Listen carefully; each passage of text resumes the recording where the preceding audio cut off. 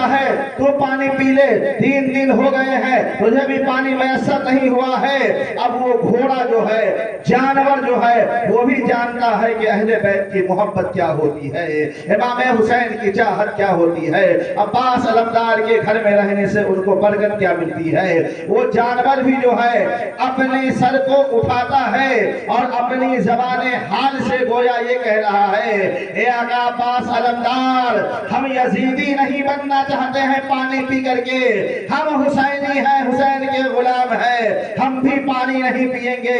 جب معصوم علی اصغر پانی نہ پیے، سکینہ پانی نہ پیے، تو سکینہ کے گھر میں رہنے والا یہ جانور عباس علمدار کا یہ سواری کیسے پانی پی سکتا ہے؟ جانور بھی اپنے چہرے کو اوپر اٹھا لیا ہے۔ وہ جانور کتنا سمجھدار ہے جو اہل بیت و اطہار کی پیاس کو سمجھ رہے ہیں۔ اہل بیت و اطہار کے اوپر جو ہے ظلم و زبر کیا جا رہا ہے، اسے وہ سمجھ رہے ہیں۔ اہل بیت و اطہار کو پریشان کیا جا رہا ہے، اسے وہ جانور سمجھ رہے ہیں۔ لیکن یہ کیسے جانور ہے جو نبی کے علم غیب پہ حملہ کرتے ہیں، اللہ کے ولی کامل کی شان پہ حملہ کرتے ہیں، بزرگان دین پہ حملہ کرتے ہیں۔ اس سے بہتر تو وہ جانور ہے جو حضرت عباس علمدار کے سوانے کے لیے کام ہے۔ بہر کیف جو ہے حضرت عباس علمدار مشکیزے میں پانی کو بھرتے ہیں اور بھرنے کے بعد اپنے کاندھے پہ رکھتے ہیں، اور رکھنے کے بعد جو ہے نعرہ تکبیر بلند کرتے ہیں، اور گھوڑے کو جو ہے ایڑ لگائی جاتی ہے۔ فوراً ہی 2 آن میں جو ہے ان قریب تھا، یہ خیمہ کے قریب جو ہے حضرت عباس رضی اللہ تعالی عنہ جو ہے پانی لے کر کے پہنچنے والے ہیں۔ حضرت سکینہ دیکھتی ہے تو اچھل پڑتی ہے اور اپنے خیمہ میں کہتی ہے، دیکھیے دیکھیے میرے چچا عباس علمدار رضی اللہ تعالیٰ عنہ جو ہے سکینہ کے لیے نہر فرات کا پانی لے کر کے آ رہے ہیں۔ لیکن سکینہ کی یہ خوشی جو ہے کچھ ہی لمحوں کے لیے ہوتی ہے، پھر یہ ماتم میں تبدیل ہو جاتی ہے، اس لیے کہ مشیت یہ چاہتی ہے کہ حضرت عباس علمدار ہو یا سکینہ ہو یا ان کے گھر کے جو بھی فرزند ہے، جو گھر کے لوگ ہیں، وہ آب کوثر سے سیراب کیے جائے، آب کوثر کے جام پیے جائے، نہر فرات کا پانی نہ پیے۔ حضرت عباس علمدار رضی اللہ تعالیٰ عنہ جو ہے اپنے مشکیزے کو اپنے ہاتھ سے اٹھا کر کے کاندھے پہ رکھتے ہیں، آگے بڑھنے کی کوشش کرتے ہیں۔ ظالموں نے آپ کے اوپر وار کیا ہے، جابروں نے آپ کے اوپر وار کیا ہے، تیروں کی بارش کر دی گئی ہے، نیزوں کے بارش کر دیے گئے ہیں، بلم اور برشی کے بارش کر دیے گئے ہیں۔ یہ شیر نر ہے، مقابلہ کرتے ہوئے آگے بڑھتے چلے آ رہے ہیں۔ ان قریب ہے کہ خیمہ کے قریب پہنچنے والے ہیں۔ ایک شقی القلب انسان، جہنمی انسان نے جو ہے آپ کے اوپر تلوار سے وار کیا ہے۔ اللہ اکبر! آپ کا دایاں بازو کٹ گیا ہے اور کٹنے کے بعد لٹک رہا ہے۔ آپ کو وار کرنے میں دقت ہو رہی ہے، لڑنے میں دقت ہو رہی ہے۔ آپ نے جو ہے اپنے دستے مبارک کو جو ہے اپنے پاؤں شریف کے نیچے دبا کر کے کھینچ لیا ہے۔ اللہ اکبر! اپنے لٹکتے ہوئے ہاتھ کو جو ہے کھینچ لیا ہے اور کھینچ کر کے باہر کر دیا ہے۔ اب پانی کے مشکیزے کو جو ہے اپنے دانت سے دباتے ہیں اور دوسرے ہاتھ سے وار کرتے ہوئے چلے جا رہے ہیں، کوفیوں کو وصل جہنم کرتے ہوئے چلے جا رہے ہیں۔ دوسرے بدبخت انسان نے جو ہے آپ کے دوسرے ہاتھ پر بھی جو ہے تلوار سے وار کر دیا ہے۔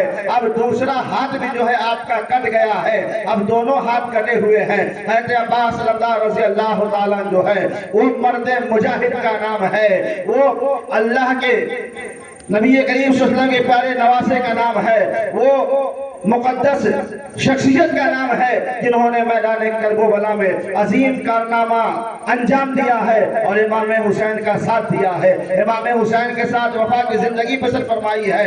ان قریب آپ نے مشکیزے میں جو پانی بھرا ہوا تھا اپنے دانت سے دبا کر کے جو ہے خیمے کے قریب پہنچنے والے ہیں۔ عمر و سعد چلا اٹھتا ہے، شمع اور عبداللہ ابن زیاد پکار اٹھتا ہے، اے شام کے بہادروں تمہاری غیرت کہاں چلی گئی، اے شام کے بہادروں تمہاری مردانگی کہاں چلی گئی، اے شام کے بہادروں تمہاری ہمت کہاں چلی گئی۔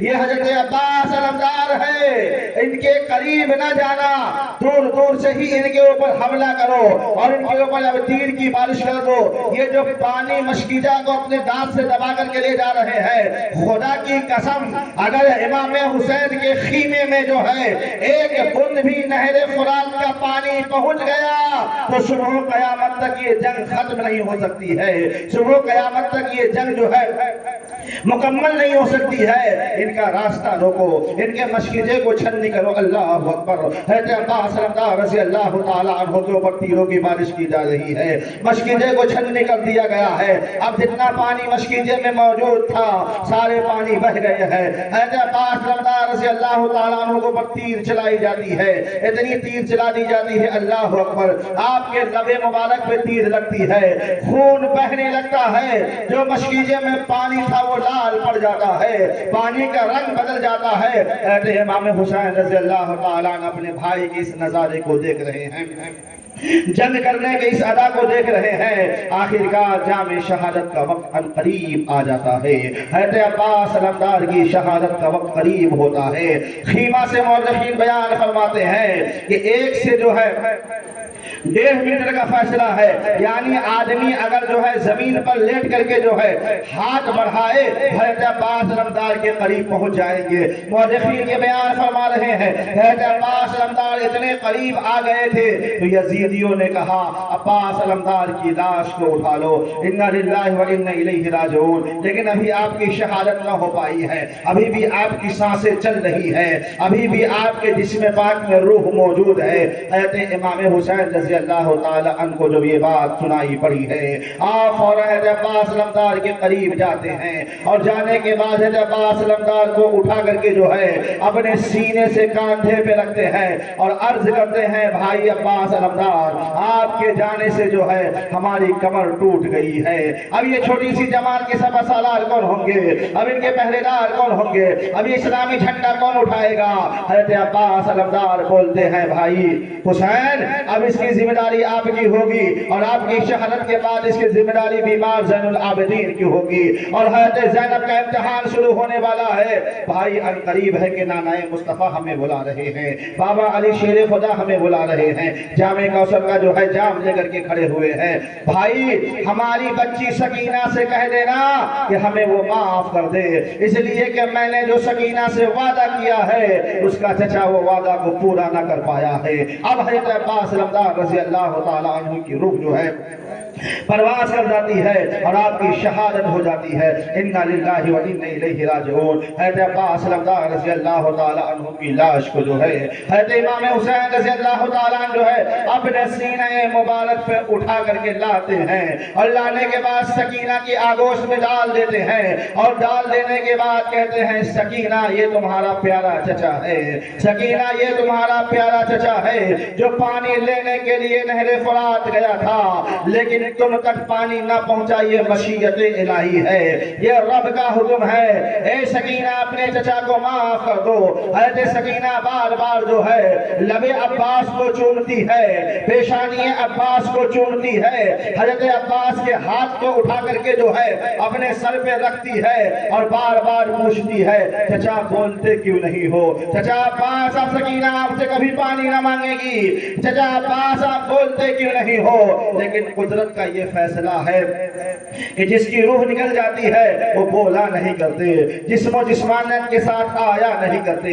हज़रत अब्बास अलमदार रज़ी अल्लाह ताला अन्हु जो है जामे शहादत नोश फरमा चुके हैं। हज़रत सकीना ज़ारो कतार रोने लगती है, घर के और अफराद की आंखें जो है अश्कबार हो जाती है, खीमे में एक कोहराम बर्पा हो जाता है और सभी आंखें नम हो जाती है, सारी आंखें बहने लगती है और अश्कबार हो जाती है। गमे हुसैन दास्ताने हुसैन में जो है अब घर के अंदर जो है एक ही बूढ़ा आदमी है जिसकी उम्र पाक 60 साल है, वो नवासा ए रसूल इमाम हुसैन की ज़ाते पाक है। हज़रत अब्बास अलमदार रज़ी अल्लाह ताला अन्हु की शहादत के बाद जो है अब कौन इस्लामी झंडा उठाएगा।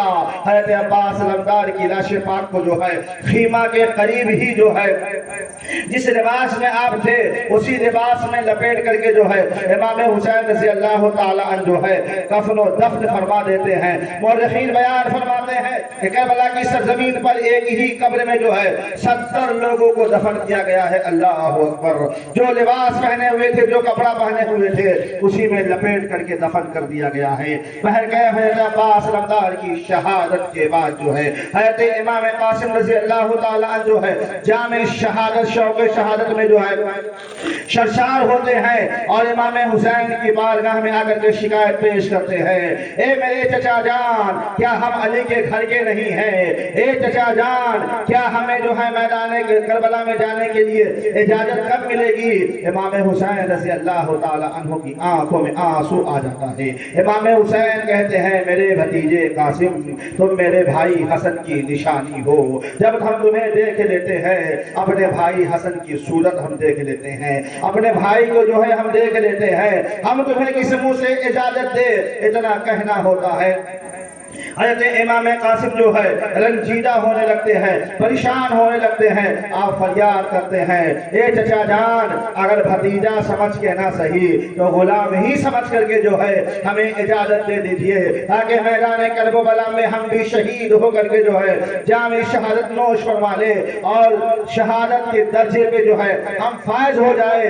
امام حسین نے ارشاد فرمایا آپ جائیے اور اپنی پھوپھی زینب سے اجازت لیجئے، اس لیے کہ آپ کی پھوپھی زینب نے جو ہے آپ کو محنت و مشقت سے پالا ہے، اجازت دینے کی حقدار وہی ہے، اگر وہ اجازت دے دیتی ہے تو آپ میدان کرب و بلا میں جا کر کے جو ہے یزیدیوں کو یہ بتا دیجئے کہ علی کا پوتا بھی زندہ ہے، فاتح خیبر کا پوتا بھی زندہ ہے، اسلام کی غیرت ابھی باقی ہے اور اسلام کو پھیلانے والی ذات پاک امام قاسم کی باقی ہے۔ حضرت زینب رضی اللہ تعالی عنہ کی بارگاہ میں جو ہے امام قاسم پہنچتے ہیں، سلام عرض کرتے ہیں پھوپھی جان ہمیں بھی میدان کرب و بلا میں جانے کی اجازت دیجئے۔ حضرت زینب جب اتنا سنتی ہے تو آپ حضرت امام قاسم کو اپنے قریب بیٹھا کر کے جو ہے سینے سے لگاتی ہے، سر اقدس کے اوپر ہاتھ رکھتی ہے، پیشانی کو چومتی ہے، رخسار کو چومتی ہے، گلے کو چومتی ہے اور عرض کرتی ہے اے میرے بھتیجے قاسم جب میں تجھے دیکھتی ہوں تو میرے بھیا حسن یاد آ جاتے ہیں، میرے بھیا کی تو آخری نشانی ہے، میں میدان کرب و بلا میں تمہیں گنوانا نہیں چاہتی ہوں، تو میرے ساتھ ساتھ میدان مدینہ شریف واپس چلے گا، تو میدان کرب و بلا میں نہ جا۔ لیکن حضرت امام قاسم رضی اللہ تعالی عنہ کی بھی شہادت جو ہے میدان کرب و بلا میں ہونی ہے، اس لیے کہ اس شہادت کی نشاندہی جو ہے حضرت امام حسن خود کر کے گئے ہیں۔ حضرت امام حسن نے جو ہے ایک تعویذ لکھی تھی اور اس تعویذ میں یہ مضمون لکھا ہوا تھا اے بیٹا قاسم جب میرے بھائی حسین کے اوپر جو ہے کوئی مصیبت بڑا آ جائے تو اس وقت یہ تعویذ کو کھول کے دیکھ لینا، اور اس میں آگے آپ نے یہ بھی لکھ دیا تھا بھائی حسین جب میدان کرب و بلا میں آپ کی نگاہوں کے سامنے علی اکبر شہید کیا جائے، علی اصغر شہید کیا جائے، حضرت اون محمد شہید کیا جائے، حضرت عباس شہید کیے جائے، تو اس وقت میرے بیٹے قاسم کو بھی جو ہے میدان کارساز میں جانے کے لیے اجازت مہر فرما دینا تاکہ ان شہیدوں کے لسٹ میں جو ہے ان کا بھی نام داخل ہو جائے۔ اور وہ خط میں جب یہ مضمون لکھا تھا حضرت امام قاسم رضی اللہ تعالیٰ عنہ نے سوچا کہ اب اس سے بڑی مصیبت کیا ہو سکتی ہے، اس سے بڑا شدید امتحان اب کیا ہو سکتا ہے، اب یہی موقع ہے جس موقع کے لیے ہمارے والد حضور حضرت امام حسن رضی اللہ تعالیٰ عنہ جو ہے یہ خطوط ہمارے گلے میں لکھ کر کے تعویذ کی شکل میں رکھ دیے ہیں۔ آپ فوراً پہنچتی ہیں اور اپنی پھوپھی جان سے کہتے ہیں پھوپھی جان یہ ہمارے گلے میں جو تعویذ لٹک رہی ہے اس تعویذ کو آپ کھول کے دیکھیے، یہ تعویذ ہی نہیں ہے بلکہ ایک سوال کا جواب بھی ہے، یہ ایک تعویذ ہی نہیں ہے بلکہ ہماری زندگی موت کی ضمانت ہے، بلکہ یہ ایک تعویذ ہی نہیں ہے اسلام و کفر میں کے درمیان جو ہے ایک حقیقت ہے، یہ ایک تعویذ ہی نہیں ہے بلکہ اسلام کی نشر و بقا کے لیے جو ہے ایک اللہ کی لٹکتی ہوئی تلوار ہے۔ حضرت زینب رضی اللہ تعالی عنہ جو ہے اس تعویذ کو کھولتی ہے، جیسے تعویذ کو کھولتی ہے اپنے بھائی کی رائٹنگ کو دیکھتی ہے، اپنے بھائی کے جو ہے لکھاوٹ کو دیکھتی ہے، فوراً شروع میں لکھا ہوتا ہے بسم اللہ الرحمن الرحیم اور سلام حضرت حسین کے نام پر، سلام حضرت زینب کے نام پر، سلام اہل کربلا کی سرزمین پر جو اہل بیت و اطہار خیمہ ہے ان کے نام پہ لکھا ہوتا ہے. یہ سلام لکھنے والی ذات کون ہے؟ حضرت آقا امام حسن کی ذات پاک ہے، نواسہ رسول اللہ کی ذات پاک ہے، امام حسین کے بھائی جان کی ذات پاک ہے. جیسے ہی سلام کو حضرت زینب پڑھتی ہے آنکھوں سے آنسو اتر آتا ہے، رونے لگتی ہے، لیکن سلام کا جواب دینا واجب ہے. فوراً سلام کا جواب دیتی ہے اور سلام کا جواب دینے کے بعد امام حسین کی بارگاہ میں حضرت زینب حاضری دیتی ہے. امام قاسم حاضر ہوتے ہیں اور عرض کرتی ہے بھائی حسین یہ